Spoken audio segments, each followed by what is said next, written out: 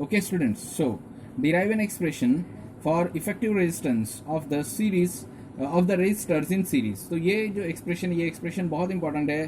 Series और parallel in दो में से एक derivation of expression definitely exam में आने वाला है, तो इसको तुम्हें अच्छे से करना होगा. अगर यहाँ पर हम देखेंगे तो यहाँ पर जब हम सीरीज में रेजिस्टर्स को अटैच करते हैं, इसका मतलब हम क्या करते हैं, तो इसका मतलब हम रेजिस्टर्स को एक के बाजू में एक अरेंज करते हैं. जैसे R1, R2, R3 ये तीनों भी सीरीज में अटैच किए हुए रेजिस्टर्स है. ओके, यहाँ पर देखें तो यहाँ पर ये स्विच है, यहाँ मैंने प्लग की है, उसके बाजू में ये बैटरी लगी हुई है. यहाँ पर ये एमीटर लगा हुआ है जो इस सर्किट के अंदर का पूरा करंट मेजर करेगा. ये पॉइंट सी और पॉइंट डी जो है ये वायर के दो एंड्स है, जिसके बीच में हमने R1, R2, R3 ये तीन रेजिस्टर्स अटैच किए हुए हैं. और ये वोल्ट मीटर है जो क्या करेगा, R1 के ऊपर पोटेंशियल डिफरेंस कितना है, R2 पर पोटेंशियल डिफरेंस कितना है और R3 पर पोटेंशियल डिफरेंस कितना है, और उसके साथ साथ टोटल पोटेंशियल डिफरेंस कितना है, तीनों का मिलाकर ये हमें फाइंड आउट करने में मदद करेगा. ओके, देखो, late R1, R2, R3 are the resistors attached in series. Okay.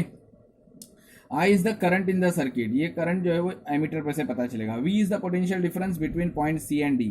V जो होगा वो C और D के बीच में का पोटेंशियल डिफरेंस होगा, total potential difference. Okay, V1 is the potential difference across R1. यानी ये जो है ये V1 है. वैसे अगर हम इसको आगे शिफ्ट करते हैं तो हमें दूसरी वैल्यू मिलेगी V की, जिसे हम V2 कहेंगे. V2 is the potential difference across R2 and उसके आगे हम उसे आगे बढ़ाएंगे और जब हम उससे R3 पर लाएंगे तो हमें V3 की वैल्यू मिलेगी. That is nothing but potential difference across R3. Okay, RS is the effective resistance of the series of resistors. और ये RS जो है इसका मतलब क्या है, तो इसका मतलब ये तीनों भी रेजिस्टर जो है उनका टोटल रेजिस्टेंस या इफेक्टिव रेजिस्टेंस कितना होगा ये हमें पता चलेगा. ओके, अब देखो यहाँ पर इसे कैसे प्रूव कर सकते हैं हम लोग. We have total potential difference is equal to potential difference of first register plus potential difference across second register plus potential difference across third register. यानी कि V is equal to V1 plus V2 plus V3. ये हमारा first result है. Okay, now by Ohm's law. Ohm's law के अंदर हमने देखा है V is equal to I into R. Okay, Ohm's law क्या कहता है, V is equal to I R. Okay, so V is equal to I into R का मतलब potential difference is equal to current multiplied by resistance. Okay, यहाँ पर series resistance है इसलिए यहाँ पर S यूज किया है, बाकी कुछ नहीं है.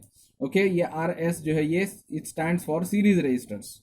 नाउ अगर V is equal to IRS है तो V1 is equal to IR1 होगा और V2 is equal to IR2 होगा और V3 is equal to IR3 होगा. इसलिए हम क्या करेंगे, ये V की वैल्यू IRS, V1 की वैल्यू IR1, V2 की वैल्यू IR2 और V3 की वैल्यू IR3 इस एक्सप्रेशन नंबर 1 में प्लेस करेंगे. ओके, तो यहाँ पर V के जगह पे IRS आ जाएगा, V1 के जगह पे IR1 आएगा, V2 के जगह पे IR2 आएगा और V3 के जगह पे IR3 आएगा. ये देखो, putting this values in one we get RS is equal to IR1 plus IR2 plus R3. अब यहाँ पर तीनों में से I कॉमन निकलेगा, तो ये देखो कॉमन निकला और R1 plus R2 plus R3 bracket के अंदर रहेगा. फिर ये जो I है यहाँ पर आके यहाँ पर जो मल्टीप्लाई कर रहा है राइट हैंड साइड में वो लेफ्ट हैंड साइड में आके डिवाइड करेगा, जिसके से I कैंसिल हो जाएगा, RS बच जाएगा. So RS is equal to R1 plus R2 plus R3. यानी कि सीरीज के अंदर जुड़े हुए तीन रेजिस्टेंसेस का टोटल रेजिस्टेंस जो होता है वो उन तीनों के एडिशन के जितना होता है. So therefore RS is equal to R1 plus R2 plus R3.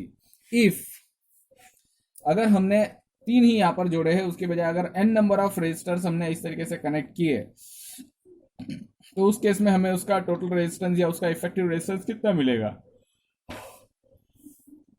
If n resistors are connected in series, then in that case RS is equal to R1 plus R2 plus R3 plus up to Rn. ये आ गया हमारा series resistance का general statement या general expression. Okay, यहाँ पर क्या है, तो यहाँ पर यह सीरीज रेजिस्टेंसेस का जो डेरिवेशन है ये खत्म हो गया है. अगले वीडियो के अंदर हम derive an expression for effective resistance of the resistors connected in parallel देखेंगे. ओके, इस वीडियो में यहाँ पर रुकते हैं, अगले वीडियो में अगला एक्सप्रेशन देखते हैं.